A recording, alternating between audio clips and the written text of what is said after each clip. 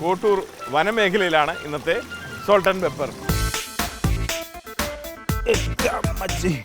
രുചി വൈവിധ്യങ്ങൾ മലയാളിക്ക് വിളമ്പിയ സോൾട്ട് ആൻഡ് പെപ്പർ ഇതുവരെ കാണാത്ത പാചകക്കൂട്ടുമായി കോട്ടൂർ വനനിവാസികളുടെ തനത് വിഭവങ്ങളായ കല്ലിൽ വേവിച്ച കപ്പയും കോഴിയും. കല്ലടുപ്പിലോട്ട് ആദ്യയിലോട്ട് ഇടയാണ്. ചിക്കൻ കല്ലിൽ ചുട്ടെടുത്തതും പിന്നെ കപ്പയും.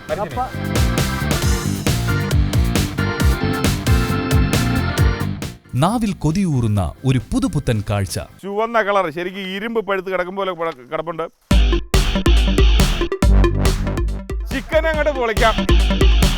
സോൾട്ട് ആൻഡ് പെപ്പർ കാണുക നമ്മുടെ സ്വന്തം കൗമുദി ടിവിയിൽ.